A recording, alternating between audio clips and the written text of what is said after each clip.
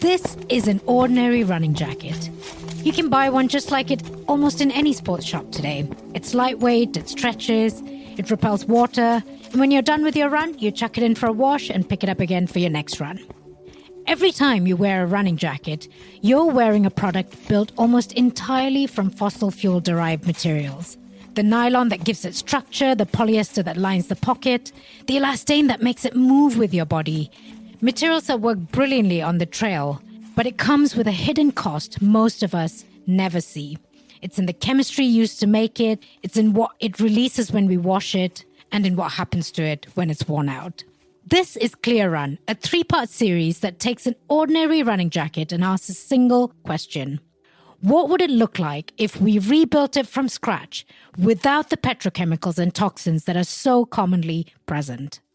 Across 3 episodes, we follow the running jacket from its fiber and fabrics all the way to the end of its life, meeting the innovators who are radically rethinking each layer, the materials, the chemistry, construction, care, and recovery. Clean Run is inspired by the Performance Without Toxicity exhibition, exploring sustainable and circular innovations in performance wear, and in this series, we will dive deep to unpack some of the solutions that are showcased here.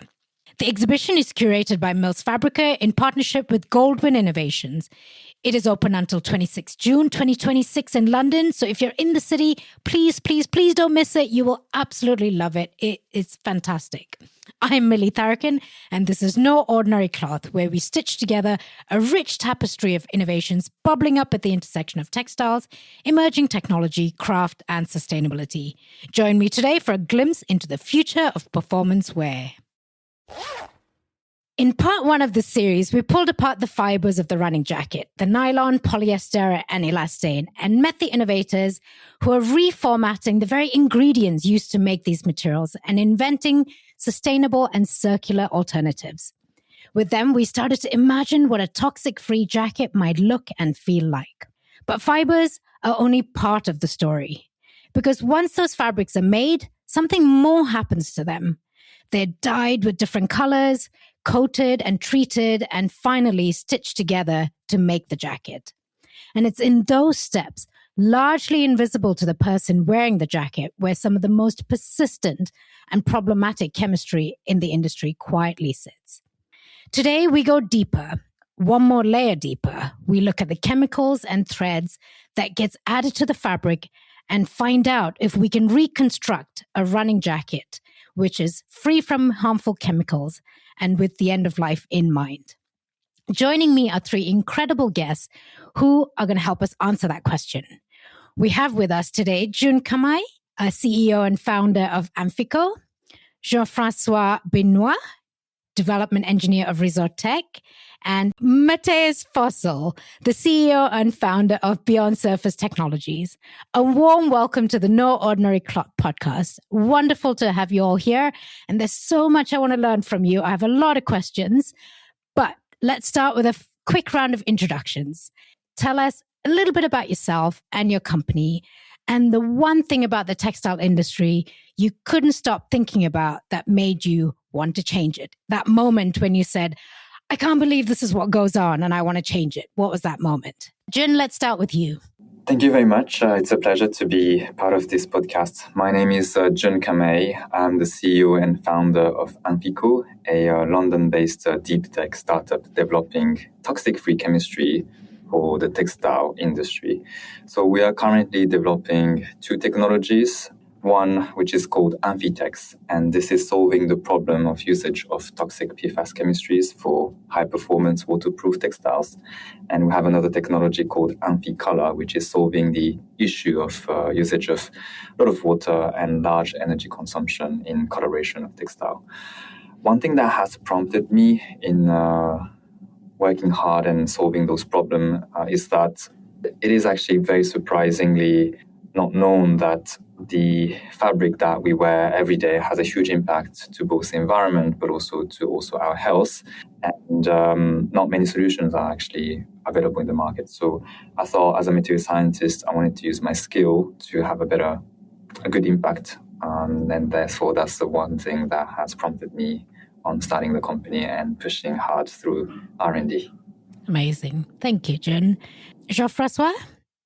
Yes, so I'm also very honored to be invited to this discussion. So I'm Jean-François, French, as you can hear, but I'm working for a Brussels-based company who's called Resultex. And what we are doing is making recycling easy by solving circular fashion biggest hurdle. We are doing that thanks to garments disassembly, because that's a little bit what made us wanting to tackle this challenge, because actually all the components, even most recyclable fabrics, if they are stitched together with other components that are not, they are blocked in these different layers or in these different designs that makes them not recyclable, even if they would be recyclable as standalone fabric.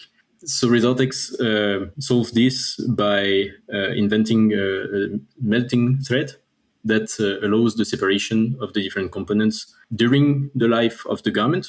So for repairs, for delabeling, also pre-consumer, but also at the end of life with our dedicated smart disassembly machines that are allowing the separation automatically of the different garments for proper sorting into their main composition and into their main colors. Lovely, thank you. And how about you, Matthias? Matthias, also very happy to be part of this group here. We did already 18 years ago start Beyond Surface Technology, and that was actually again already after 2 decades in textile chemical corporate world. So if you like, I've been to the dark side, which obviously helps a lot if you do completely in-depth understand of what the industry is currently doing and what kind of materials the industry is actually using when developing textile chemicals. So at Beyond Surface Technologies, we really do deal with the invisible bit for the consumer. We deal with all the chemicals that actually do create functional effects. So critical part of the garment, of what we wear, but yet they're invisible. And, market standard is that all these chemistries are petroleum based. We are in a petroleum run world. And so we did, as I've said, 18 years ago, start to look into natural alternatives to those petroleum based chemistries. We have since developed multiple effect platforms that would also, for this imaginary running jacket, be helpful or additive. And as to myself, there wasn't really one moment, I would say, that made me start Beyond Surface Technologies. It was more like a 20-year awakening on the corporate world, or from the corporate side. But the idea grew more and more that I just felt, or I believed more and more, that there are better alternatives available. We just need to have the courage to explore them and to actually work with them. And nature is actually the best place to look for these alternatives. Absolutely. Courage. That's absolutely the word that you need. the strength that you need to work and find these solutions. Like you said, they do exist. We just need to have the courage to find them. Thank you for that lovely introductions. As you know, we've been talking about this running jacket I've picked up from the high street. We've looked at the materials. Now we're going to go a layer deeper. So I'll tell you a bit more about the characteristics of the running jacket. It's a light gray jacket. It's also available in navy, black, and ivory. And it's described as waterproof, windproof, and breathable.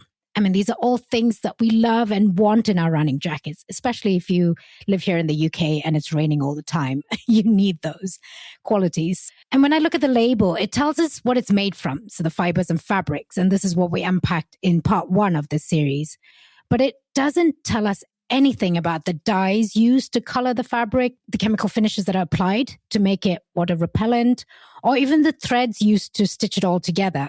And as a consumer, you simply have no way of knowing what chemistry goes into this jacket or what that chemistry means for your health and the planet. So this is what we're going to unpack today. And we're going to start with the more visible chemical, which will be the dyes.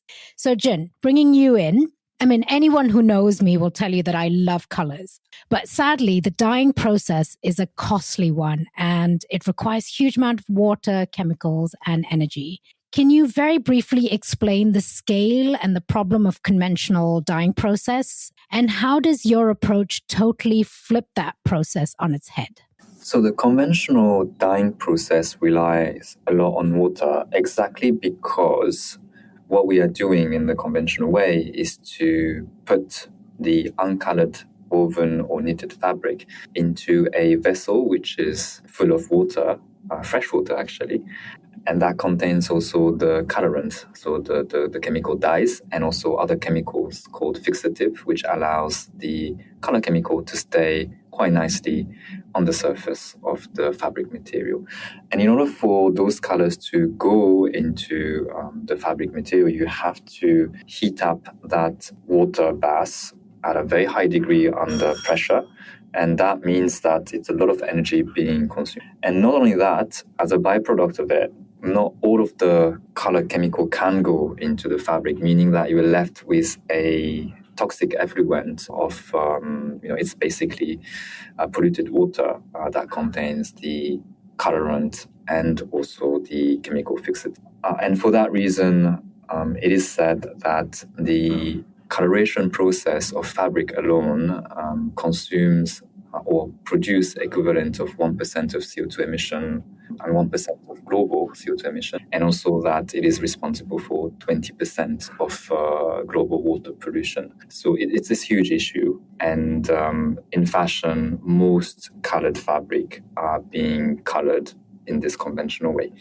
And also the way we are tackling this problem is that instead of bringing color at the very last timing, we actually embed the colors at the very beginning, basically when the yarns are produced. So we put the colorant at the very beginning when the material is in a molten stage, and therefore you don't really need to use water, you don't really need to use additional energy. And we have devised an approach where you create only a finite amount of color, the yarn this way, and we mix them during weaving, meaning that out of a finite, 6 to 10 primary colored yarn, we can produce tens of thousands of colors as a result of weaving them. And that's allowing, manufacturers and then brand to have the variety of the colors that they need in the fashion business, but to remove all of the water consumption and CO2 emissions. Can you give us some data or numbers to help us understand the impact of the solutions, just to help listeners kind of grasp it a little better? If it's a T-shirt that you are dyeing, or if it's 100 kg of textiles, how much water is involved in that? How much energy is involved in that? I think that's a really good point. So if you took, let's just stick to the example of a running jacket. The total amount of CO2 that was necessary to produce, the material, the manufacturing, and also the transportation, about 1/3 is coming from just the coloration process. And our technology allows, compared to the conventional coloration method or fabric colored in the conventional way, to have at least a reduction of 15%. So this is quite big. And if we were to just only compare on the coloration stage, we reduce the CO2 emission by approximately 50%. So these are a combination of external tests and then internal tests that has allowed us to get those data. So that's on the CO2 emission reduction point. In terms of the water reduction, first of all, there's a lot of water being used in coloring fabric. So it depends on the type of fabric, but it is said that for 1 kilogram of fabric, you're using 100 liters of fresh water. Obviously, there's a range depending on the technology, the factory, and also the fabric, but it gives you an idea that it's a lot of fresh water being used. Compared to the conventional method, if you just look at the coloration process, we reduce water usage by more than 90%. And then if you compare it at a fabric level, it's approximately 50% reduction. And the reason why there's a difference is, even if the coloration process may be fully waterless, you still have to, make sure that you wash the fabric after you've done all of the process, because in manufacturing, you sometimes have residue and then you have to remove it. So that's basically, the reason why it's a 50% reduction when you look at the fabric level. Fantastic. Your approach of sort of adding color at that extrusion stage of the yarn, also known as dope dyeing, that's been around, but what really you've brought to the table and the innovation and the exciting part that I really would love to dig into is the range of colors that you're able to get with just these 6 to 10 primary colors that you've developed. And you're sort of cleverly mixing these limited number of colors in yarn form to get thousands and thousands more of amazing colors. So tell us a bit more about that and what that approach has been. Why did you go down this route rather than making all the colors possible or making colors on request? That is a super, good point. So basically, solution dyeing or dope dyeing, you have an issue from the constraint of the manufacturing process. So if you use solution dyeing in order to color your yarn, the manufacturer always wants to at least create 1 ton per color. And it's necessary for this process to become economically viable.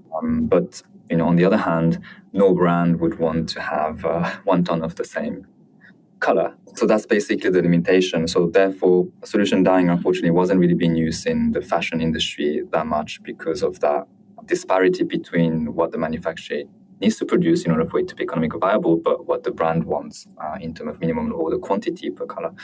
And one thing we realized that, you have this issue because you're trying to create all of the color at the yarn stage. But if you could create the final color during the weaving stage, that constraint would disappear, right? And that's exactly what we've done. Just to give you an analogy, we've looked at how you can print so many colors using printer, but only from full colored ink. And that's happening, in the printing industry. And we're like, well, why can't you use the same analogy? Instead of ink, we have colored yarn. And instead of paper, we have, the woven surface. And we've did it. And surprisingly, it's working quite well. And it's obviously working quite well for finer fabrics, but, we use a lot of finer fabrics. So that's basically the approach that we have taken. And it's great because it allows, now brands to adopt a much more sustainable fabric without compromising on the color and color flexibility. So in part one, we heard from Ozone Bio, Supercarb, and Terramira, whose bio-based fiber and fabric could potentially in the future be used to construct this imaginary jacket of ours. Can your waterless dyeing technology be used alongside these bio-based yarns, or are there limitations to the kinds of fibers you can dye? So basically, our approach would work with yarn that are solution dyeable. So synthetic, semi-synthetic, also some of the bio-based material, which would be done using wet spinning. So all of these would be applicable. This is not a technology which is limited on a very fine number of material type. It's quite versatile. And I think that's also why it's interesting. This coloration approach is more of a manufacturing innovation rather than like a pure material innovation. So we can work with different material innovators who have developed a much better, alternative to, for example, nylon or alternative to polyester or like new protein-based material. And I think that's why it's very exciting. So we're not necessarily competing against them. Like they would be a very, great partner to work with to make the whole thing much more, sustainable. Absolutely. So you're one of the sort of points along that supply chain. So now we've got the coloring of this jacket. I wanted to now move on to the waterproofing that this jacket claims to have. Can you explain how ordinary outdoor jacket is usually made waterproof or water repellent? What are the different methods that are used? There are different ways, and it's always worth differentiating, the water repellency of a fabric and then the waterproofness. Water repellency is the ability to repel water, and that one, this is not an immediate technology that we have on. This is probably more like domain of Matthias. What we have expertise in is on making fabric waterproof, meaning that we add, in order to make a fabric waterproof, you are actually adding another layer behind the woven fabric, and that layer completely stops water from going through it.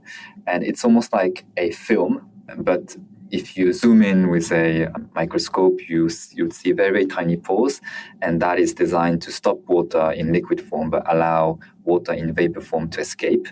That's why you can make something that is waterproof but also breathable.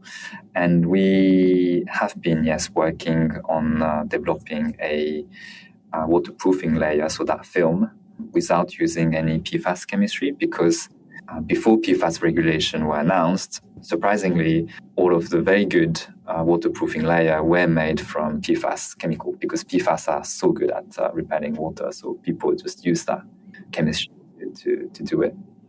PFAS has recently become a headline issue. And for listeners who haven't come across that term, can you explain what PFAS or forever chemicals are? Well, you touched upon that, why they're so widely used in performance, where they're so good at what they're supposed to do. But what makes them so hard to move away from, and why we want to move away from them? So PFAS is a category name for per and polyfluoroalkyl substances.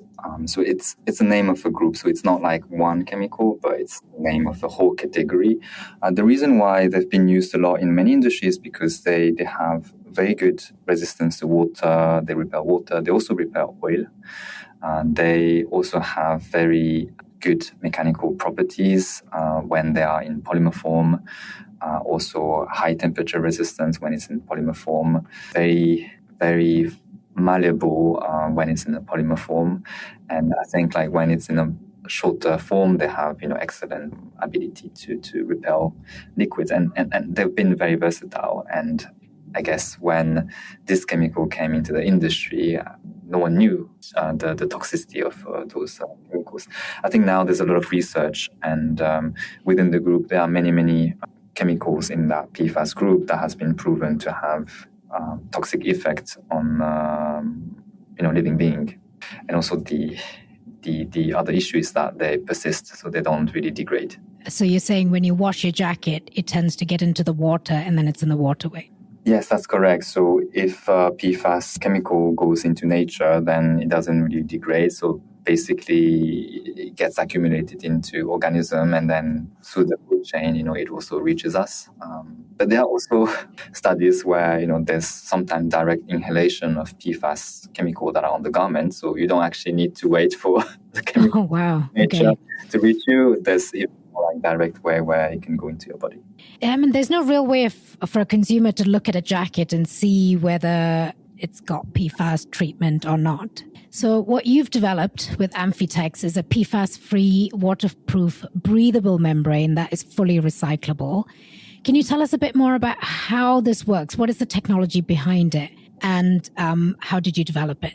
So basically what we've done is like we looked at alternative material that can replace the PFAS element in traditional waterproof breathable membrane. So that was made from PTFE. We've tried to match as much as possible the property of that without using any of the PFAS chemistry. To begin with, we have managed to create that waterproofing layer, but we are currently working on additional technology that would allow us to create all of the layer of a waterproof and breathable textile, even including the woven layer, out of a similar chemistry. We're using polyolefin-based material. Polyolefin is, again, a category name that would include things like PP or PE. So it's still synthetic, but, much better from a toxicity perspective compared to PFASs. And we've been working on that formulation and then on manufacturing technology that would allow that specific formulation to be turned into that film and the nano and micro architecture that would allow water vapor to escape. So that's basically the technology that we have now, and then we are expanding that into also the woven layer so that we can make in the future something that is fully made of the same type of material. Nice. And what's been your biggest challenge in getting these products, either Amphitex or Amphicolor, into the mainstream market? So, luckily with Amphicolor, we are having a lot of interest in the technology. The challenge that we have is obviously, even us having completed the scaling process, it's not like we have 10 type of fabrics and then, thousands of colors immediately available. So compared to the flexibility that the fashion industry is used, even though our technology is much more flexible compared to a conventional solution dyed, type of fabric, there's still some gap in being meet the flexibility expectation of the brand or textile distributor. So there is that element that we are still kind of trying to match, and then also present that having thousands of colors is already like quite good to begin with one type of textile. On the Amphitech side, it's a much more technical product. So depending on our partner, they have different property requirements. So we still have to do some R&D adjustments so that we are 100% sure that it's matching their criteria. And it is a much more complex textile because you have the woven layer, you have this membrane layer, and then those two things needs to be laminated together using a specific type of glue. So because of all of this, there's still more some technical alignment that needs to be made in order for it to be ticking the box of our partners. You mentioned there's been a lot of interest for Amphicolor from brands, which is brilliant. That's what we want to hear. Are you able to share names of some brands, or is that all under NDA? Yes, unfortunately, I feel like until it comes to the store, it's still secret. But I can 100% say that there's interest, and then the day where this will be on the retail store is not too far in the future. Yes. Love that. We'll keep an eye out for that for sure. So thank you, Jun. It's fascinating work, and the impact that you achieve is truly remarkable, especially eliminating PFAS from products and also reducing fresh water from dying. Fresh water is becoming more and more scarce, and it's the water that we need for drinking. So diverting it from the textile industry is a great thing. Okay, now that we have a beautifully colored fabric, we can move on to another aspect of the running jacket. Treatments such as moisture wicking and fast drying. I mean, we want these qualities in our sportswear, but we rarely stop to think about the chemistry of these finishes. So Matthias, can you explain what textile finishes actually do, or the different types of textile finishes there are, and why the conventional version is so problematic? I've been struggling in explaining that since 20 years or so. So I'll really try, because it's not known to the consumer, I would say. Because like you said in the beginning, these finishes are invisible. You would think that if your jacket absorbs your sweat and dries fast, or if you run through the rain and you're not getting wet, then that comes primarily from the fiber you're wearing. Because that's what they see, that's what they feel.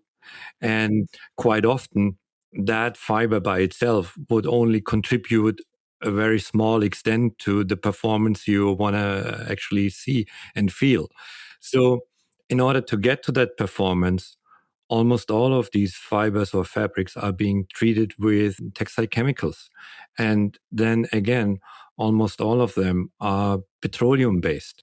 We are using petroleum if we need raw material with quite a high carbon footprint to enhance fabrics, to provide certain functionalities. And so that was basically driving us, or, we were like, okay, if that was like 50, 60 years ago, then yeah, maybe.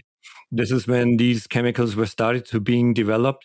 But, when we started, it was like the year 2008. There must be better raw materials. There must be better components available that can do alike and are not finite and don't have the same high carbon footprint.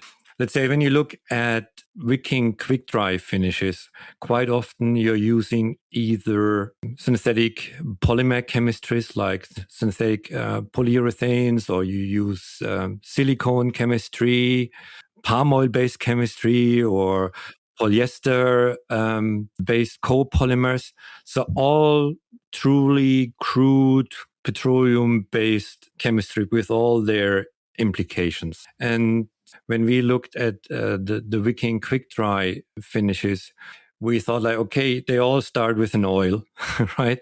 And how does nature produce oil, for example, right? And what kind of oils are available in nature? One step back, we truly believe in partnerships when we develop new chemicals, because we can bring in all that textile chemical know-how, but there's other companies that have a lot better know-how when it comes to bio-based materials, fermented materials, or just materials, or how to look at nature and find these kind of interesting species. So we have quite a few biotech companies as partners that provide us with these base materials, which we then take and develop these textile chemical finishes from. And so coming back to that oil thing, so we have been working together with a biotech company in Berkeley in the US, and they found a microalgae strain. Microalgae are the oldest oil producing species on Earth, right? So it took us about 3 years together with that company, Checkerspot, to find a strain that produced an oil that had all the features that we were looking for, that we could take and then use other natural ingredients to formulate a wicking finish from. So we were basically able to find a natural produced oil that we could turn into a textile chemical finish that runs on the same machines, that runs under the same process conditions, that even looks alike. So if we provide that chemical to a textile mill around the world and they open the drum, they wouldn't even think it's a natural chemical. So and this is what we love to do, right? We come in and we actually talk about performance and meeting performance expectations, and then kind of hopefully surprise our customers or our brand partners. And like, yeah, so we can meet your specification. And by the way, it's no more based on crude oil. So that is maybe one example where you look into nature, you find materials that haven't been used in textile chemicals previously, and then you bring in all these different kind of expertise, you put them together, and then what's important to us, we love these, what we call these plug and play solutions, right? Make it easy.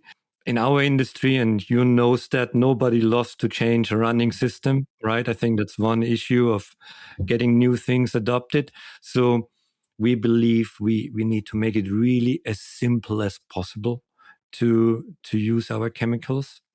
We do know that it is valuable for them if they can use their existing machines, use their existing processes, don't need to change anything. Just make it easy for them to adopt it and surprise basically the user as well as the brand partner that we can now meet those performance expectations and not having to use petroleum-based chemistry anymore. It's performance first. We are not wanting to sell because we have green chemistry. We want to sell because our chemistry works, right? That's the idea. I love that. You mentioned green chemistry just very casually there. Could you very briefly explain what that is for our listeners? Very good question. Because I think that's a term that's not defined, not well defined, simply not defined, or can be defined in so many different ways. So it's the same like bio-based chemistry. If we look into our industry, you can find bio-based chemicals and the bio content is 5%. Right? So there's 95% of petroleum and there's 5% of bio, and it's called a bio-based chemical, and anything in between. So for ourselves, we said that's not acceptable, or that doesn't make sense. If we start a company wanting to advance green chemistry, then we need to clearly define on what we do understand when we talk about a bio-based chemical. And so in our case, what we said is we will only talk about a bio-based chemical when every single ingredient that we put in, and in one single textile chemical, let's say in a wicking finish, there might be 15 raw materials being put together, right? It's not just a single ingredient. So all of the intentionally used ingredients, we want to have at least 75% being bio-based, with the goal of achieving 100. Currently, our product range is between 86 and 100%. The microalgae wicking finish that I've been describing a minute ago is 100% biocarbon based. And we do use an external analysis. We use the USDA, which is a US authority that actually analyzes the biocarbon content across multiple industries. And so you send a product to them, and basically they independently analyze the biocarbon content. And these are the numbers that we put forward. So it's all external numbers. When it comes to the USDA, they are even publicly visible. So anyone can go on their database and search for some products and see the biocarbon content if they were tested. You have several products that you offer at the moment for different kinds of finishing. Can you give us an example of what else you have beyond the quick dry and wicking? Yeah. I mean, going back to our jacket. Yes. and then I think there's quite a nice handover from what Yoon described to where we are coming from. So, some of these running jackets may only carry a wicking quick dry finish, like the very lightweight summer kind jackets, but I would say even a larger number of those jackets would carry a water repellent finish.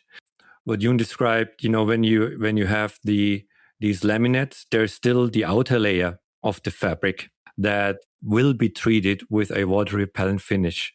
And like with the membrane, previously all these water repellent finishes were also based on PFAS. Maybe because I'm almost 4 decades now in this industry, thinking back, an interesting learning case for me, when these PFAS chemicals were launched, they were considered the newest and safest textile chemicals available. So because they were inert, people believed like, oh, great, nothing is going to happen when you use them and when you apply them and when you wear them, even in the science community. So it's really interesting that only then over time, with better methods of analysis, better understanding, the issue became apparent and clear. So for me, I bring this example because whatever we develop today, we always reflect and review on what we are using, because maybe what we are using today is great, but there may be some hidden issues there that we don't know yet, and we need to be, we can't stop reflecting on what we are putting into clothes, even if it's bio-based chemistry. Bio-based by itself doesn't mean safe or great, right? So when it came to water repellents, I'm sorry, I was deviating. when it comes to water repellent finishes, the alternatives to the PFAS-based chemicals is basically looking back on what did we have before PFAS entered the market, right? So companies were looking at hydrocarbon-based finishes, polymer-based finishes, and I believe the market has come pretty much to very, very similar solutions that you have nowadays when it comes to PFAS-free finishes. They really just differentiate marginally, I would like to say. And a lot of those finishes are using synthetic polymers, more like the backbone, the thing that holds your finish on the fiber when you treat it. And then you have hydrocarbon chains that give you the water repellency. And those quite often are actually come from palm oil or palm oil derivatives. When we started to look into developing PFAS-free DWRs, we were looking at it like twofold, right?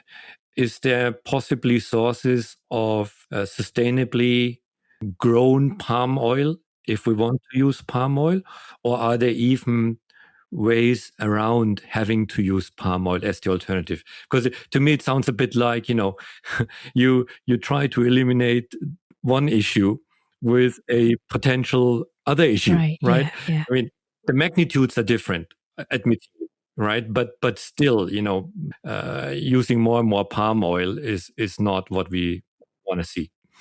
when we were looking at non-palm oil-based alternatives, we were starting to screen hundreds of natural wax components.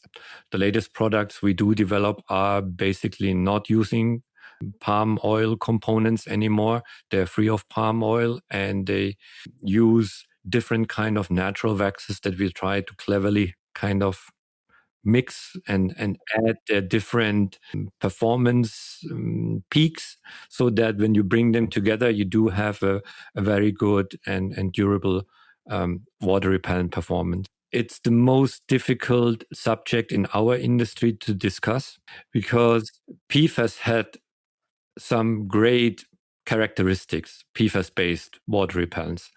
They were just extremely robust, meaning, Yoon, I can, there's a lot of what he said that I can relate to. When you look at these dyeing processes, and Yoon mentioned residuals that remain from the dyeing process on the fabric, they all make it harder for you to get to a great water repellency.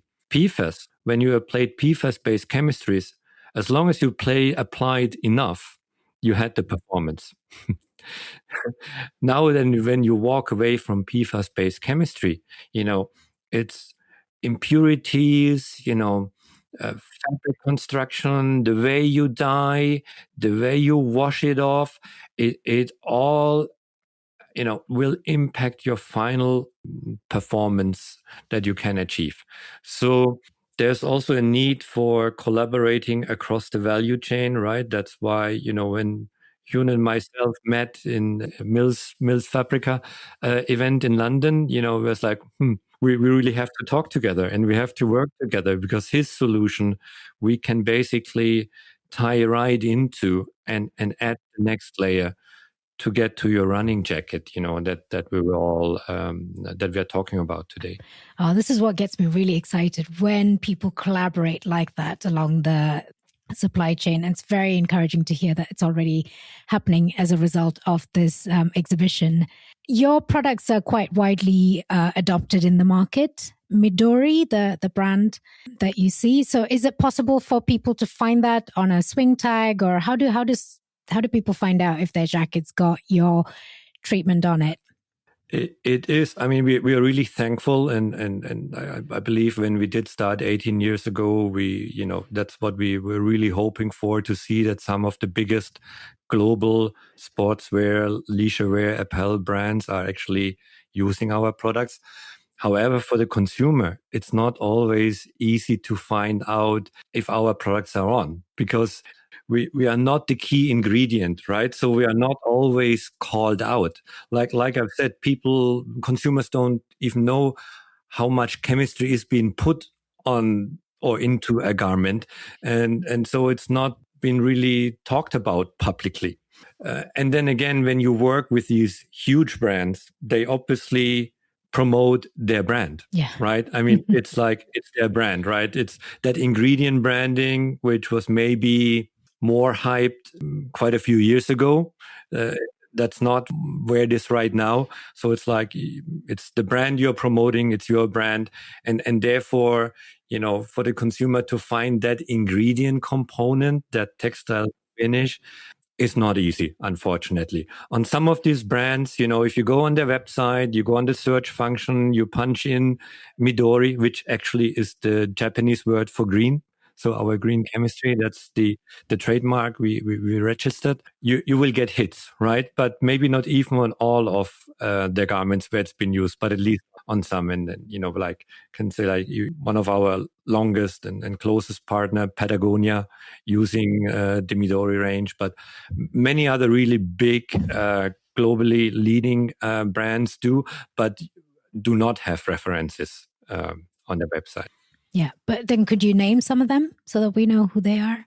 I think I can, because it's all, it's they do use it, and even if they don't talk about it, it's you have like I've said, starting with our friends from Patagonia, but then you have brands like Fabletics, Lululemon, Adidas, Puma, Levi's. the PVH Corp, Tommy, Calvin Klein, Super Dry, and so on and so on. I love that. These brands are just rolling out. I have to apologize because I do miss all the other ones, and please, there was no any particular order there, but it's extremely pleasing to see that we were able, from an idea that 18 years ago people thought was completely crazy, right? We were way ahead of the curve, let's say, and now seeing the product in the market, working with these huge brands. It feels rewarding. Yeah. Amazing. I mean, I can only imagine the incredible amount of work that's gone into reach where you are today, where you can just name so many brands who have adopted your solution. And hopefully that's a very encouraging note to our two other new kids on the block who are much younger as startups and are developing their solutions. Thank you so much, Matthias, for again, just opening our eyes to some of the invisible chemistries in textiles. I know there's so much more we could talk about, but truly amazing work in eliminating these harmful chemicals from our clothing. Okay, so we so far have our waterless dyed fabric, which is waterproof and water repellent now, as well as moisture wicking, all sounding perfect. These are rolls of fabric that are ready now. And I think we can think about putting this together into a jacket. It requires us to cut it up and sew all the different pieces of fabrics together to construct our jacket. So this is where we bring you in, Jean-Francois. And to be honest, I never thought about sewing thread being a big challenge in our industry.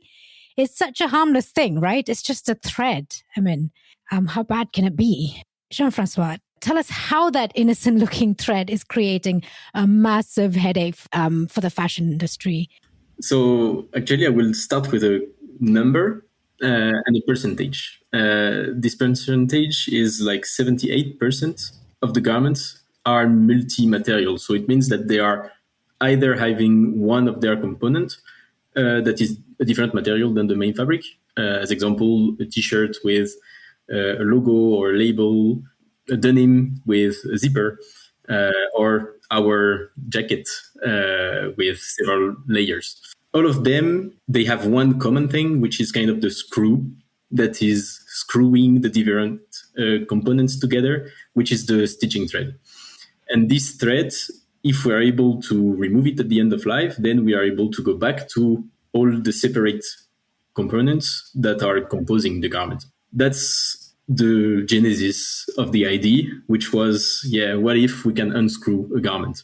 This actually is also the reason why only 1 to 2% of the garments, they are transformed into new garments through recycling route today, because actually those garments, they are really difficult to disassemble, and they are also having different color mixed together, different fabrics mixed together, and all of that assembled by the stitching thread.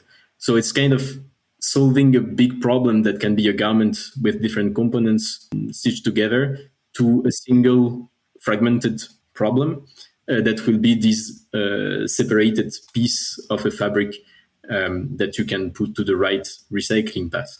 Right. So then tell us a bit more about your solution, which is Smart Stitch and Smart Disassembly.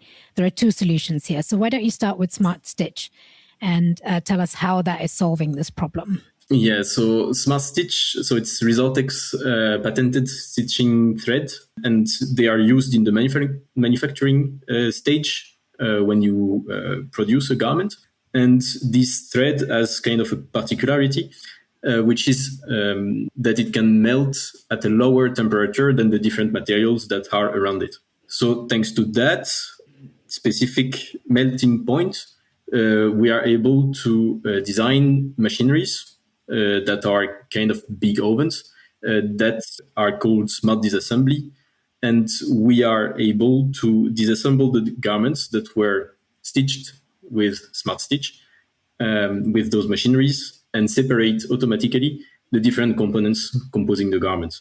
Today, we have a capacity of 500 kilo per day to disassemble. But in the coming years, we are looking into placing the first disassembly line with a continuous process and automatic process from disassembling to sorting the different pieces of fabric disassembled with a capacity of 10 tons a day, and that would be placed in the Benelux or France region. Wow. Again, great to hear that you're actually able to scale this up. So what you're saying is your sewing thread, it melts when it's high temperature. I've watched the videos online, by the way, and it's quite addictive just to see all of them melt away. It's really fun. But can you tell us what the thread is made of? Or is that secret sauce? Technically and in detail, I cannot tell you, but we have different melting points depending on the business area we are working on the textile industry. So we have a first one, which is our bestseller, which is the 190 degree. This one is bio-sourced. And thanks to this one, we are able to go into industrial laundry, drying and washing. We can iron, we can tunnel dry, use it as your normal garment. Then for materials that are a bit more sensitive, for products that are not really requiring ironing, we can use another thread, which is melting at 170 degrees Celsius. And then the last one, which is our lower melting point thread, it's a 150 degrees Celsius that we are mostly using for mattress covers. Or car seats, because those are materials that are most of the time more sensitivity to higher temperatures. And I was also curious, when these threads melt, is there anything toxic, any residue, fumes that are also coming out? So we have a residue because it's melting, it's not evaporating. So we can say that we avoid having fumes by having those residue. Because everything transforms. It's like the basic. It's not evaporating as magic. It's transforming into something. And what we decided was that it would transform into a residue on the fabric, thanks to design of the product. So we are able to kind of tailor-made where the thread is melting to avoid having it melting on the fabric that we want to recycle, but more melting, as example, on the trims that are blocking recycling. So actually, the process is chemical free, and it's only using heat that then is in a closed loop system. So that's not your kitchen oven. It's really a dedicated machine that is also oxygen free to avoid oxidation of the different materials that could be sensitive to this. So we are not using actually anything that could harm environment by doing the disassembly. Amazing. So Smart Stitch is used during the cut and sew stage of the garment by the manufacturers, and Smart Disassembly is used by the sorter recycler group, two very, very different groups of people who don't really interact with each other at all. So how are you building a case for recyclers to buy this machine when the volumes of garments that use Smart Stitch maybe not as huge for them to have a dedicated machine for this? Yeah, we know that it's a big risk to take, to invest in a machine that is able to disassemble 10 tons a day automatically, and kind of building a plant or a separate plant in your factory. And that's why we are taking this risk, because for the first line, at least, we are financing it to have a consortium approach, which is at the moment that we unlock the capacity for the next 10 years of this line, we will place one in the region where this capacity was unlocked. And that is the more we are, the better we can unlock circularity. And it's not because a brand is having, as example, 400 products per year that we could disassemble, that they are not welcome to participate in this, as we call smart disassembly hubs. We have really a holistic and geographic local vision, which is having 9 lines of 10 tons a day across the world in the 2035 year, for us to be also optimizing the different logistic with the different partners that we could have in automotive, mattress, fashion, workwear businesses. if we take our reference jacket again, it's got multiple layers, different types of fabrics. It's got zippers, hardware. Can you help us visualize what happens and how that gets separated and sorted in your machine? Yeah, so what I can tell you is that today, even if we put all the different innovation that we discussed in this podcast, the jacket would not be recyclable. It would be better as manufacturing impact, and that would be no discussion needed. But at the end of life, it would still be a mess for any recycler that would start to want to recycle it. Today, this jacket is most of the time going into incineration or landfills because no one can or has the business case strong enough to disassemble it and recycle it. What we do is then upgrade simply by only putting these threads at the beginning of the life, the jacket disassembly possibilities. And that also during the life of the jacket, because if it is melting, it's not only for the end of life, it can also help on the labeling. As example, this jacket was produced bigger quantity than what was sold. It can help in repairs with faster disassembly because it's really time consuming. And it can as well help at the end of life for the recyclers. And this actually would be that in the jacket that we would create together, we would put it at the end of life in the smart disassembly machine, and we would sort the different materials via the existing technologies, such as near-infrared sorting, to sort into its composition. We would use other cameras to detect was it a woven or a knitted fabric, and we would at the end sort with a color camera the different color that are in this jacket. And at the end, we would have, instead of one jacket output to send to one recycler, we would have maybe 20 different pieces that we could send to 2 or 3 different recyclers. And that's what makes the beauty of this solution, is that we don't rely on the recycler anymore, and we don't rely on the recycler that is putting all the efforts on recycling everything, while they should be, and they are, focused on only one technique that is really optimized to get one output. Thank you for highlighting that recyclers, when we think they can just handle everything, you just throw it out to them and they'll deal with it. But they're all specializing in different types of fibers, and they want different feedstock. And so you're helping them get what they really need so that they can get really good quality output that can come back into the textile industry. So your thread sounds like a really easy switch for a garment manufacturer to make. But what has been the pushback or barriers that you've faced from garment manufacturers in adopting this smart stitch thread? Yes, so actually what we have as barriers, it's more economic and strategic barriers. If I start by the economic one, it's because the cost of the different products, even for making them, reduced drastically in the last 20 years. And the average product costs today to make one, and that is sold in Europe, is less than $5.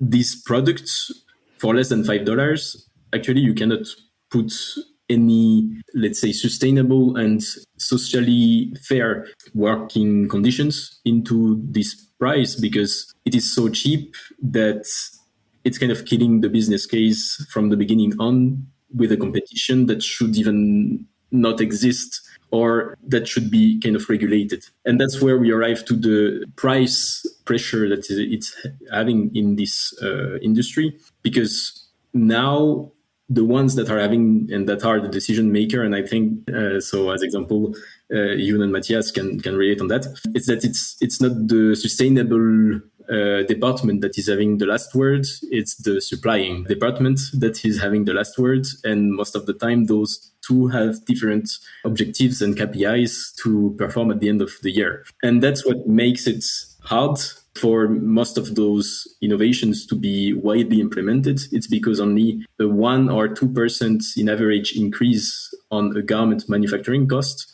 makes it a very hard negotiation with a brand, while it could unlock much more return on investment at the end of life, but it's something that is for them too far because we arrive to the strategic edge because the regulation is not clear and they don't really know that at the end of life, what they invested in today will give them benefits. And that's also a little bit what is frustrating at the moment. It's the unclarity about the different regulation that will be put in place or not. And that's what then is making kind of this industry slower to move to sustainable innovation.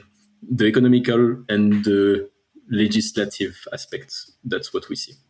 So how are you working with the brands? Because are the brands collecting the garments for disassembly, or is this out in the wild with consumers and you're hoping that they'll return it and it'll end up in a smart disassembly oven at some point? Because it's really dependent on behavior change, isn't it, from the consumer? Once you've sold it, you can't really control what happens to it. So how are you managing that? For us, what we are thinking and what we are building is a way to have things made easy, which is for the consumer, the only change that we would like them to do is to purchase garments that are higher ends, that are better made, and that are with more traceable and transparent, let's say, claims in their labels. So the first consumer behavior that we would like is for people to take care about their clothing as if they were buying a furniture. A furniture, you can keep it because it's your style. You can keep it for years. It's not moving. It's perfect. You repair it when it's broken. You give it at the end to the right point of collection when it's no longer usable or repairable. And that's the only thing that we ask the customer. The rest, we work with the businesses, which are collectors, sorters, for the workwear, the laundries. For the mattresses, we work with the different returning process that, as example, this industry is really a good case because we work closely with brands there. As example, there is the mattress covers that are on trial for like 100 nights, and then you can give it back. That represents approximately 10% of the sales of mattress per year. What they do, because someone slept in it for 100 days, and I guess you don't want to sleep in the same bed than someone, they are changing the cover, which is the most sustainable way of doing it. They keep the springs, they keep the foam, they just change the cover that is around it. And this cover, as it is a multi-layer, it has a metallic zipper or a plastic zipper. It has many components in it. Nearly all of them, they are incinerated because with energy valorization, because no one can do anything about it. We are working, as example, with Becard Deslay, that is one of the biggest producer of mattress covers. And the solution provided by Resortex, it's only to taking care of this 10%, and we already have an ROI in less than 100 days, and you still have your same operations because the brand keeps the mattress back when it's shipped to them. So there we are working more into consortiums as well, and more into reverse logistic and so on, with different partners regionally and or nationally to smoothen operations, because at the end that's how we are able to get the volumes to be disassembled. And that reverse logistics, that's a really interesting area, isn't it? Because so much of all kinds of products, fashion and other sectors, get back what has been sold because it wasn't the right size or whatever. People return things in huge volumes now. So that's a really interesting space for you to be working in. Are you able to share names of any sports brands or other brands who have been using your solutions? Yeah, actually, we had a very big collection with Decathlon. In the last years, mostly into swimwears and ski jackets, but also the last one, and that we are very, very proud of it because we won an award at the SPO. It was with Peak Performance, also a consortium project with NetPlus, with also other companies to make the most sustainable down jackets that could exist. today. And in the workwear, we are also working, we signed a multi-year agreement with Sioun, the Belgian leader of workwear. So actually, we are quite versatile because, as you see, I named only one brand out of each business area that we are working with, but everything that is stitched at the end can be disassembled. So that's what we are looking for. Fascinating, Jean-Francois, and thank you for bringing our attention to the mundane sewing thread and really highlighting how important it is for us to rethink this material. So this is exciting. We have our imaginary jacket now that is made from bio-based materials, dyed and finished without toxic and forever chemicals. And we've constructed our jacket with threads that melt away and make it easy to sort and recycle. I mean, I love it. It's the perfect jacket, right? And I do hope there is a brand listening in and thinking, oh, I want to make that jacket with all of these solutions. And I'm sure our listeners will agree that this is a running jacket we'll all want to buy as well. So if there is anyone out there who can make this jacket, let me know. So how far away are we realistically from making a jacket that layers all these cleaner solutions together at a price point that works for a mainstream brand? Jun, what are your thoughts? How far away are we from seeing this jacket? My opinion on this would be that we're not too far, actually, and that it should be possible to do this, especially with brands which would have their own flagship stores. If they can sell it directly at their flagship store, it means that there's more margin that can be spent on those new material and process innovations. Obviously, it becomes another story if you have to take into account the margin of the retailers. So I think that's my take. Matthias, how do you feel? I'd love to support this,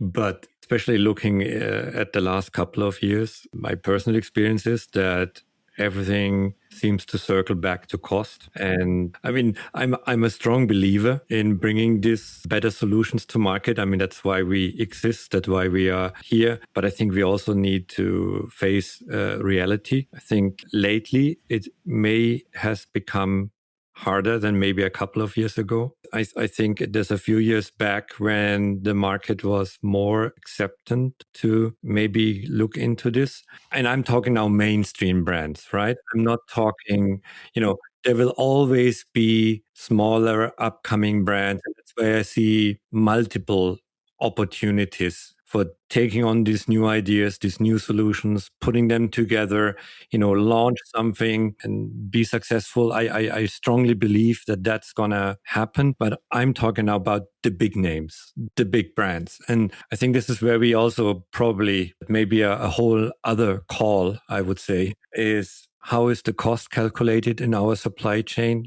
Where do the multiples come in? Where do people try to make margins? Are we talking about real cost or are we talking about added cost, right? Can we have something like that for these sustainable solutions? Only the real cost get actually figured into or put into a total cost of product. I give you an example maybe to make this clear, right? If, let's say, our finish would add 1 cent to a garment, right? I think, show me the consumer that wouldn't buy a better garment if you would have to say, well, would you be willing to pay 1 cent more, right? And here's the benefit you get. It's a no-brainer, right? It's just like, of course. But, there's ways in our industry where 1 cent can become $1. Right. And that's something we also need to be able to tackle if we want to fast forward these new technologies, right? That, not because it's more sustainable, it's green in quotation mark, it's developed specifically, already comes with a price tag to say, oh, great, let's increase margin. And that inflates the final price to a point where mainstream will not gonna launch the product. I think that cost is a great point, and I do feel I want to do an episode just to focus on that. So I'll try and find a guest who can kind of unwrap that for us. Jean-Francois, what are your thoughts? How far away are we from making a jacket like this today? Actually, making it, I think there's no problem. We can. Selling it, there is no problem. I think we can as well. For the price, And for the mainstream, it depends which brand you are taking as mainstream. If we are targeting Shane or Temu brands, well, you can forget it. Huh? And that in the near future, even in the long-term future. If you are about brands that are maybe more high-end, but where garments at the end you don't have to change them every year, even less, yeah, then that is more realistic. But it's right that what Matthias was saying, when we are selling to the ones that are selling to brands, and those are selling even to different intermediary in between. And all of them, they are taking their margins, which is normal, but it can reach an extent that is so overwhelming for small prices of change that the first one that has to buy our solution has to do. At the end, it's crazy, and it represents margins that are too important, let's say, for one garment to be sold in Europe mostly. So I'd like all of you to just imagine that you're sitting in a product design meeting with a brand, brave enough to try and do this. And you're sort of building this reference jacket that we have, a better version of it. And you're bringing all your solutions together. So you've each described your piece of the puzzle for this jacket. What happens when you start to try and put these pieces together? Where would it be easy to collaborate? And Matthias and Jun, you've clearly shown that there are easy and quite obvious ways to collaborate. And where does it get complicated? Jun, do you want to start? I think the good thing is basically, if we speak about this exact kind of three approaches that we've covered in this conversation, there's definitely no overlap, meaning that it's very technologically feasible to collaborate, right? And I think probably what's missing in terms of expertise in terms of making this feasible is, more expertise from the perspective of the company, which would turn those two-dimensional, one-dimensional solutions into something that is, the three-dimensional product, which is the garment. And obviously, you will always need, the participation of the brand side, which will have understanding of how to also turn this combination of different technology into a product and story that is coherent and that resonates with the end user. So again, I think just reflect on the technological side, it may take time, but because of the maturity of each of the technology, I don't have too much worry on the technological difficulty side of things, other than the garment building aspect, which obviously is outside probably of our domain. Anything else to add, Jean-François? Yeah, I would say it's the designer part, the education that we have to do as or the message that we have to relate should be dedicated to those designers, because they are the one making the day-to-day choices and making the day-to-day inventions they are designing for their brands. That's where I think it can be the fast-moving change. It's when there is a general agreement on that current design is not sustainable, but solution exists to make current design more sustainable. And that are actually no-brainer as well. It's, okay, you are the one designing. So you are the one that should have the responsibility on trying to change things. Absolutely.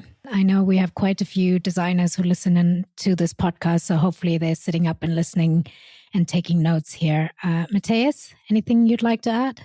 I mean, that's a fun room that you have been picturing, right? There's a lot more great solutions possible right away if we only want to. So it's not about that it would be so hard putting them together. It's not about finding people that would be excited putting them together.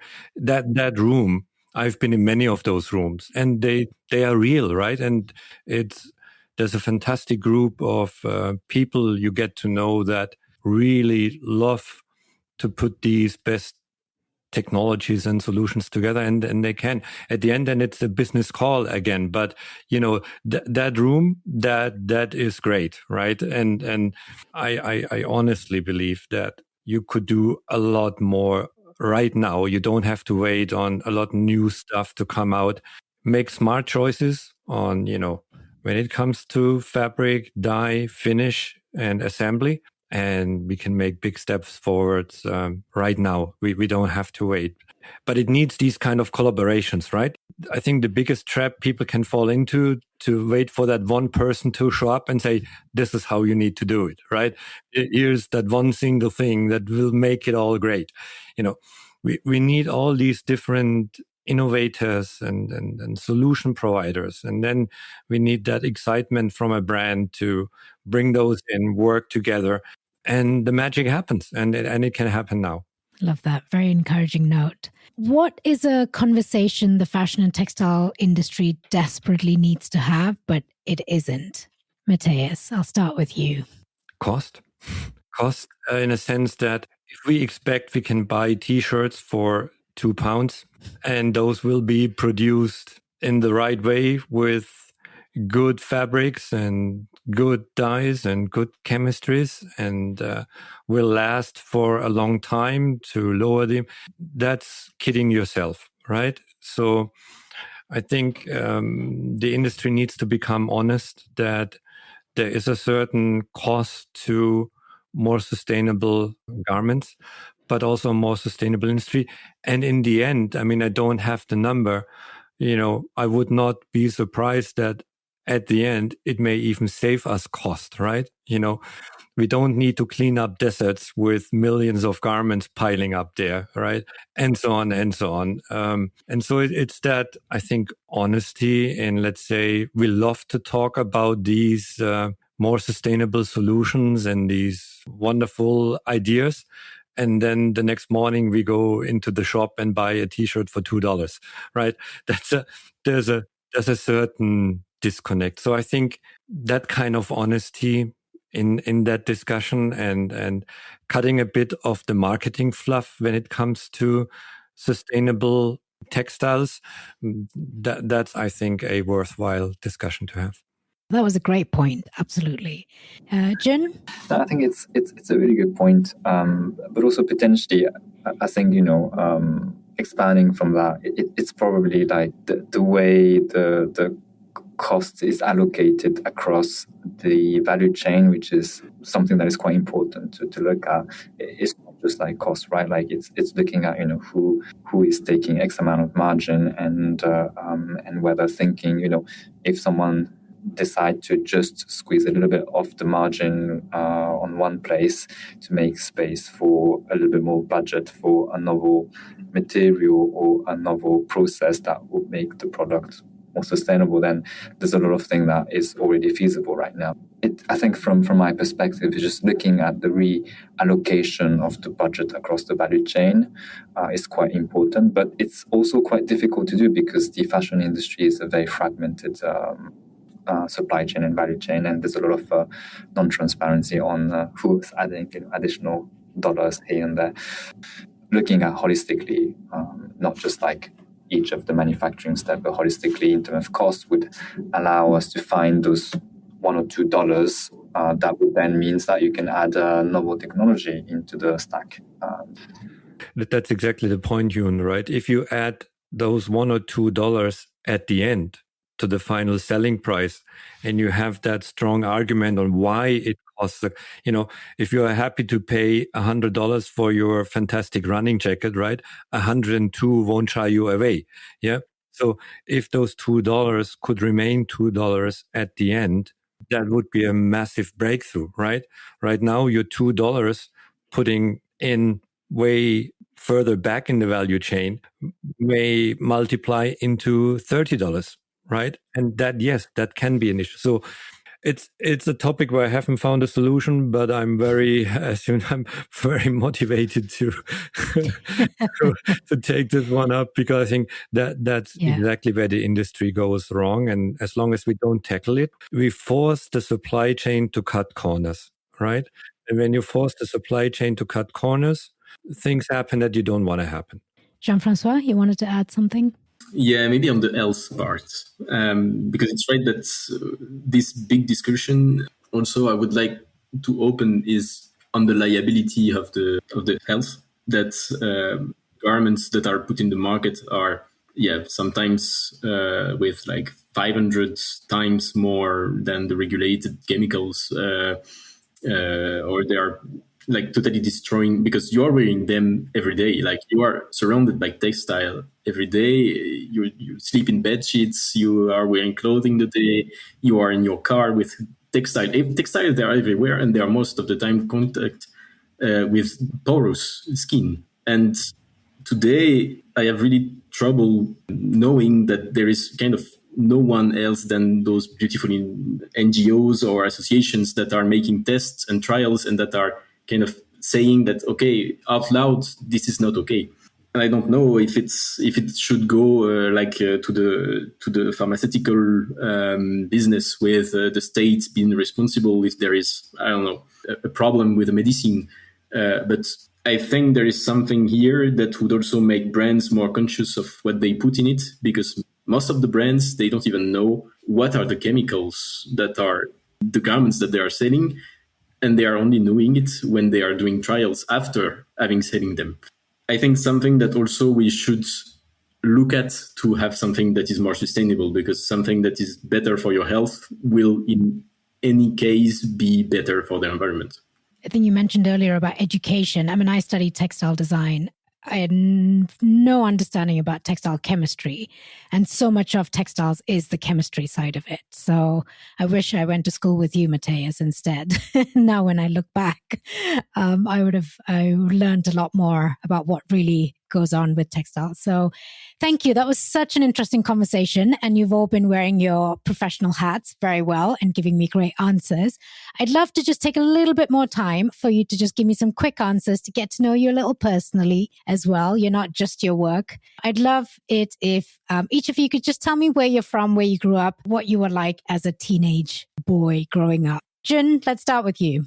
So I grew up in the south of Japan, in a big city called Osaka. So I'm originally from the other side of the sea.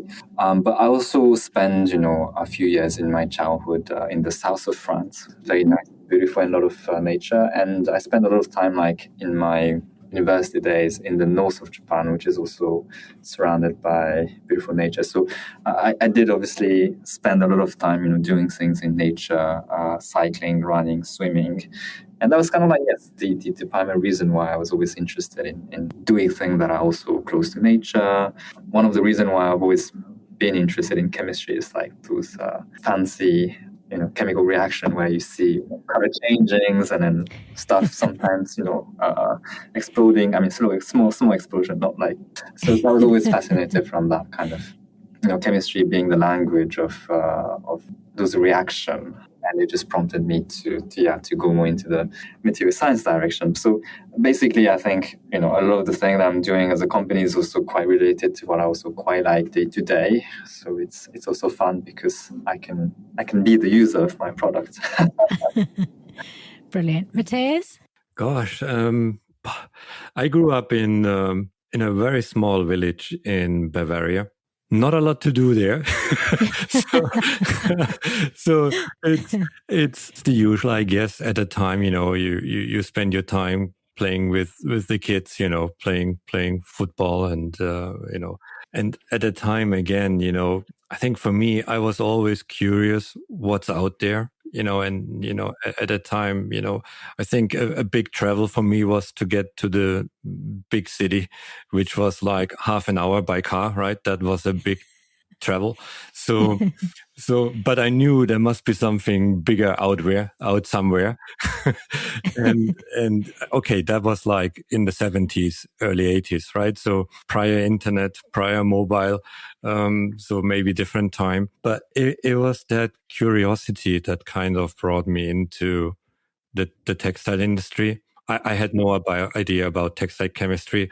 Hyun, I could say the same that you did, I stumbled into textile chemistry kind of by accident, but it was that curiosity of that textile industry. I thought like, wow, that's maybe an opportunity to discover the world, to travel the world, to meet interesting people, and to work on products that we all wear or that we all use and know, right? So that's, let's say, from a very traditional Bavarian protected childhood, that then evolved into that massive global textile world that allows you to travel the world and meet all these great people. So I'm very pleased how it turned out. Wonderful. Jean-François? Yeah, it's quite funny, your story, Matthias, because I have, I'm not as having experienced as you, but it's right that I'm coming also from a small village in the north from Paris, also 30 minutes by train from Paris. And yeah, at the end, I was always passionate about outdoors and being in the nature.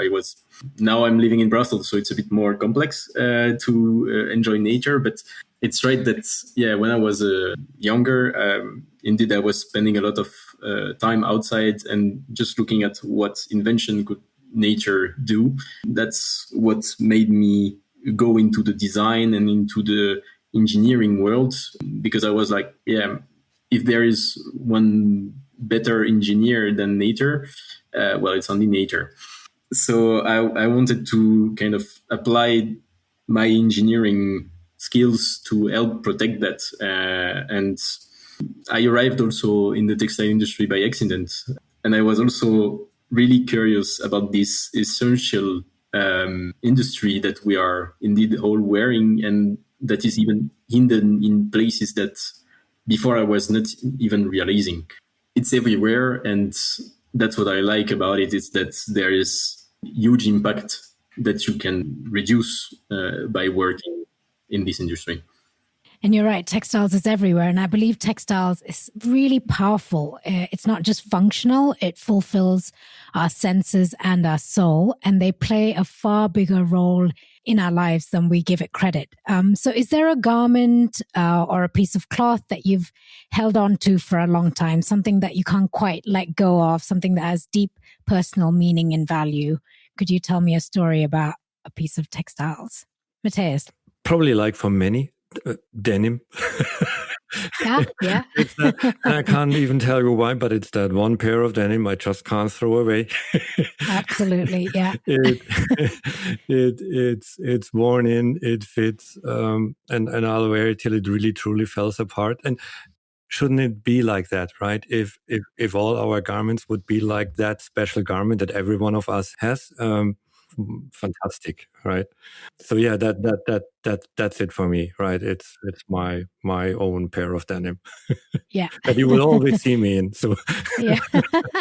I'll look out for it next time. Jean-François? It's my hiking shoes.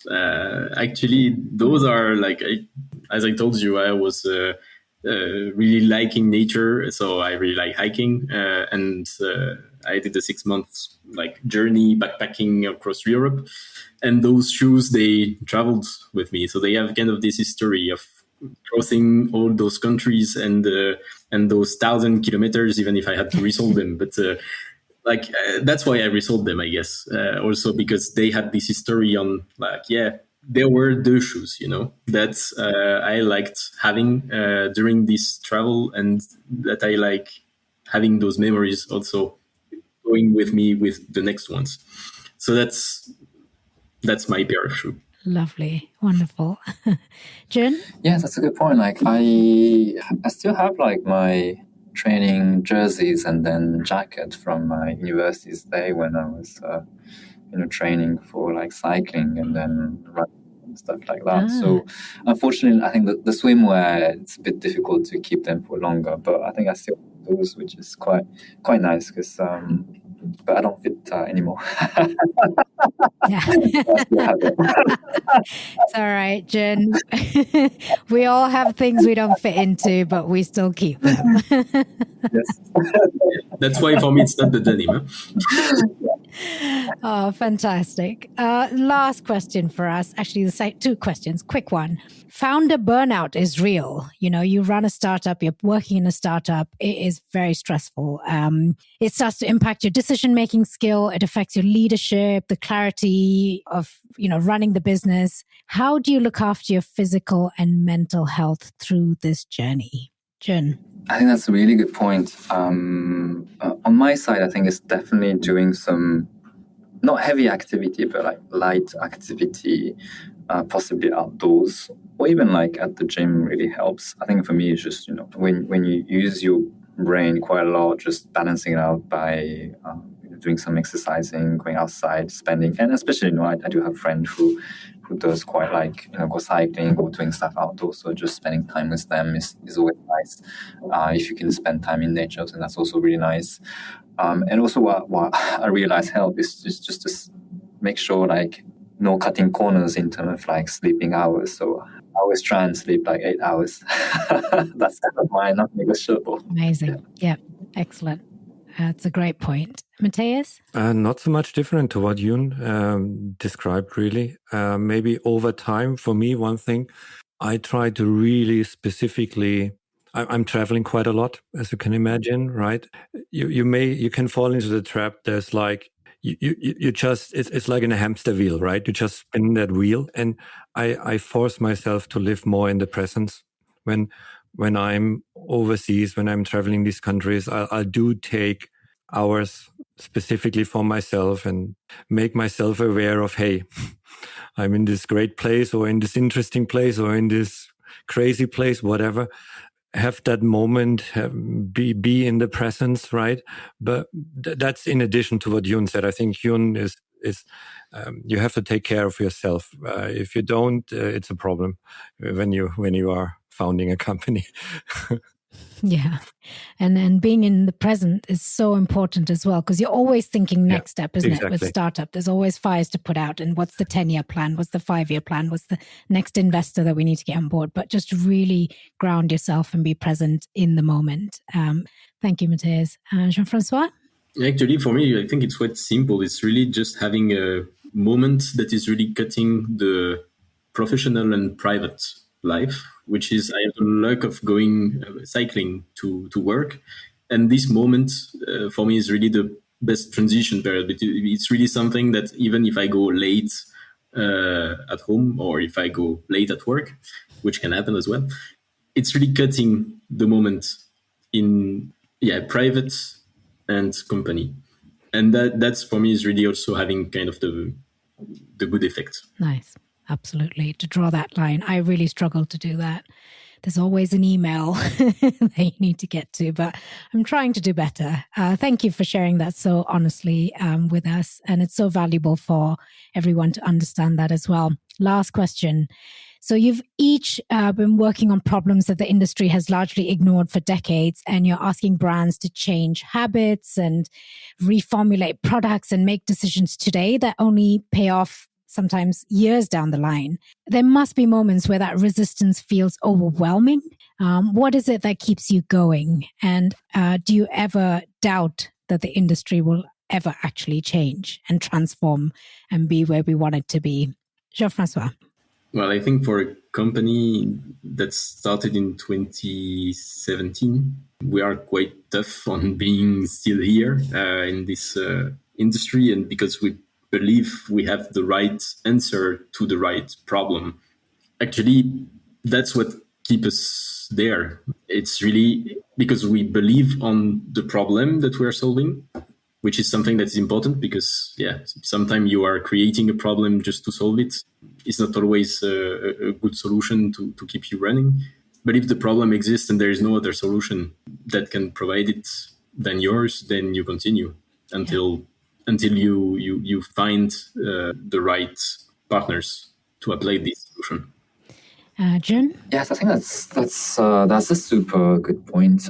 I think one thing that also helped is I was in academia before starting the company, so spent a lot of time. I mean, it's a different type of problem. You tend to work on stuff that no one has done previously. So in that sense, those academia years has kind of prepared me mentally. In a way, yes, it is difficult, but the way I just kind of think about this is if it's difficult for us and still if we manage to do it, it's going to be difficult for anyone else.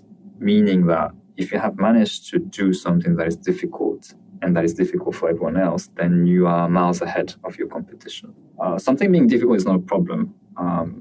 It's, achieving it mean that you would be one of the few who would have kind of like gone through that difficult path. So this is kind of like my positive take on whenever something, challenging happen or something unusual happen. I just kind of tell myself, yeah, okay, unexpected, difficult, or challenge. But if we manage to solve it, then that's a huge differentiator compared to a competitor, or it's kind of like another reason why we would survive when some unexpected happens if we manage to solve it. So that's my positive take on it. Obviously, like no one wants to be handed a problem that wasn't expected, but at least you can always decide how you look at that problem.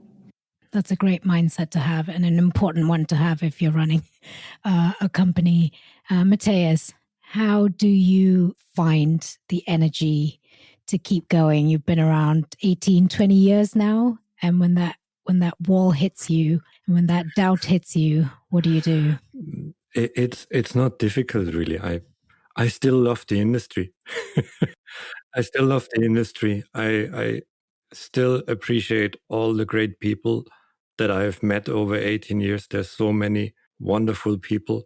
And despite all the negative things I partly commented upon over the last couple of hours, I love what I'm doing. I love the industry. I love the people. And I do love that we as individuals, teams, founders can truly make a difference here. It's one of these industries where you can make a difference. And isn't that great?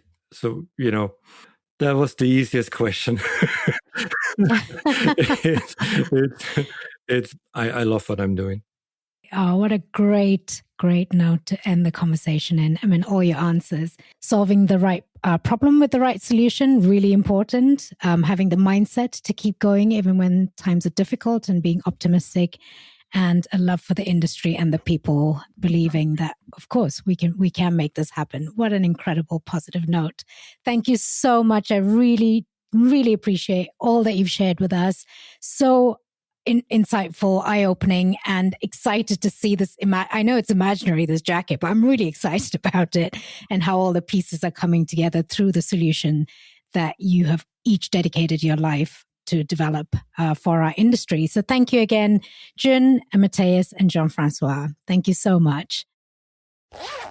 Another incredible conversation. Spending time with Jun, Jean-Francois, and Matthias, you really feel the courage and persistence it takes to rewrite the chemistry of performance wear from the inside out. They're not just solving an environmental problem anymore. It's a health problem too. And there's a sharp irony in the fact that the very jacket we put on to go for a run and take care of our bodies could be quietly undermining our health at the same time.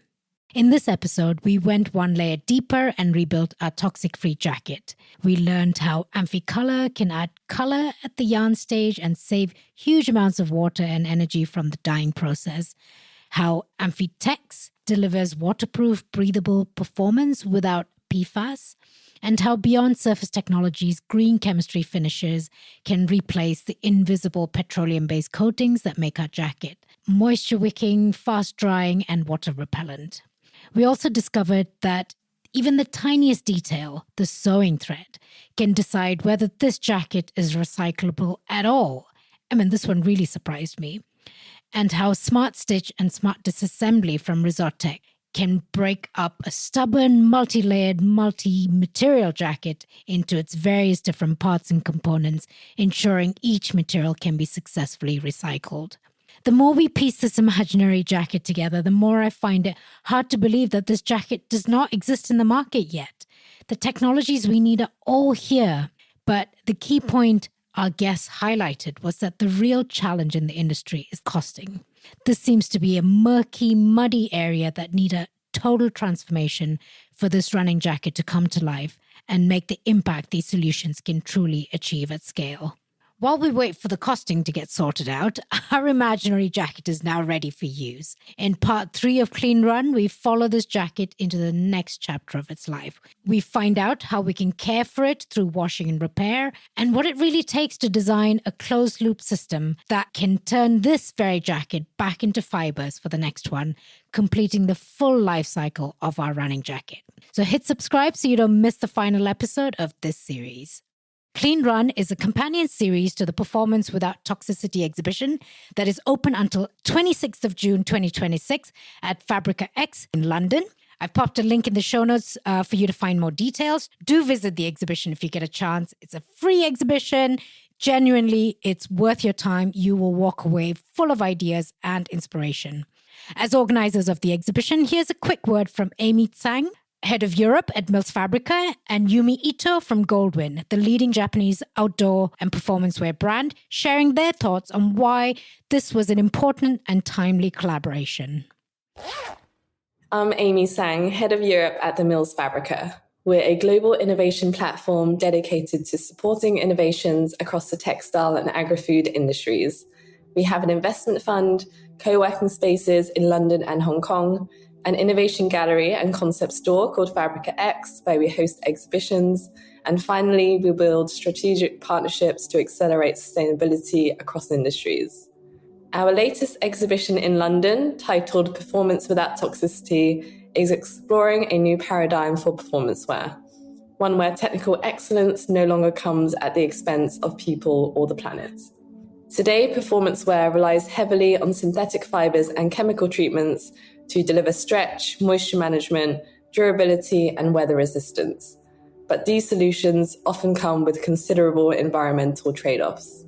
Through this carefully curated exhibition, we're showcasing 37 companies that are advancing a clean, circular, and regenerative path forward for the industry from all around the world, spanning early-stage startups to commercialized innovations and global brands.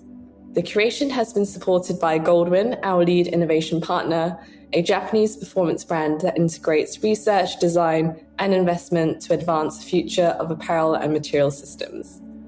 Performance Without Toxicity is guided by 4 key narratives: reimagining materials, performance without petrochemicals, greener chemistries, beyond durability, designing for circularity and longevity, and finally, future footwear. For anyone curious about where performance wear is heading and looking to discover some of the solutions that are making activewear better for the sake of our planet, then this is the exhibition for you. My name is Yumi Ito. I worked at Goldwyn Inc. and I am also part of Goldwyn Players Fund, Goldwyn's corporate venture capital arm. Goldwyn is a performance and lifestyle apparel company. It was founded in 1951 as a knitting factory in Japan, and soon after shifted its focus toward sports apparel. Our origins lies in skiing, designing garments for snow, cold, and extreme conditions. Over decades, we have built deep expertise in product development, working not only on our original brand, but also operating and developing leading outdoor and sports brand in Japan, including the North Face, Harry Hansen, and some of them we are holding their trademarks domestically in Japan and developing products through our own design and R&D capabilities with a unique retail strategy. This experience has shaped our identity. As a company rooted in sports and outdoor fields, we believe our true field is planet itself.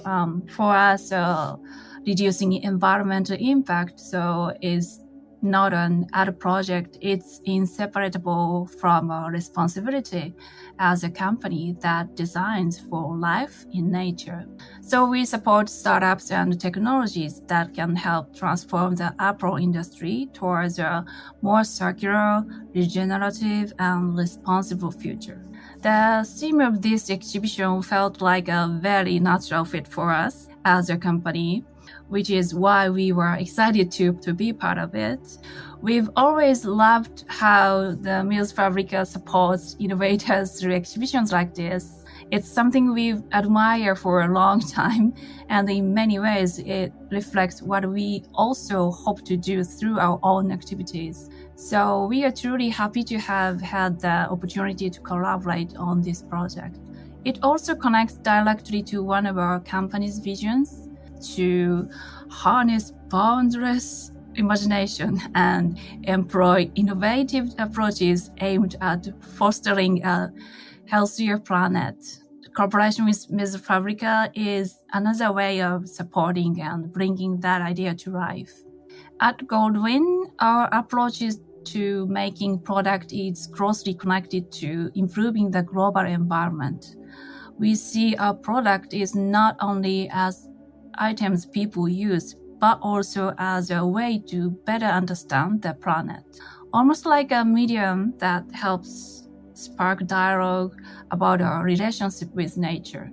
Rather than focusing on prototyping alone, we place a strong emphasis on turning new materials and technology into real product that we can actually deliver to customers.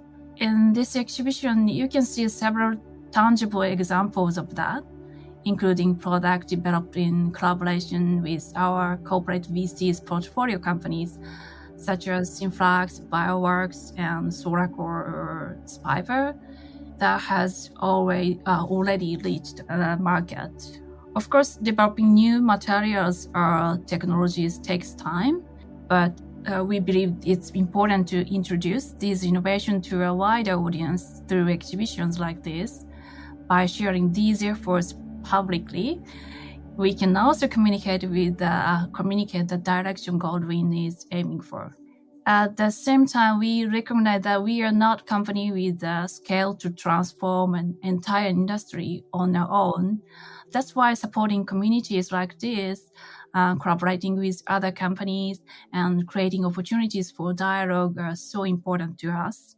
Through these kinds of collaborations, we hope innovative materials and technologies can gradually find their way into real-world application.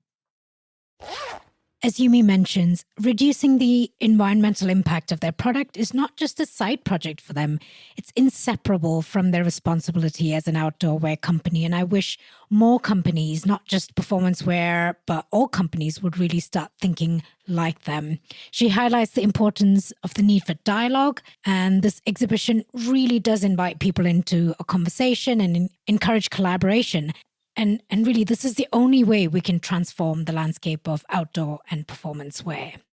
If you enjoyed this episode, please leave a review and share it with someone who'd find it valuable. And if you'd like to support the podcast, there's a link in the show notes to buy me a coffee. It goes a long way during those late night editing sessions. If you have any questions or feedback, please contact me. All my details are in the show notes below. And I'd love to hear from you. Thank you for joining me today. Until next time, I'm Mili Tharakan, reminding you that there's no such thing as ordinary cloth. Every thread tells a story.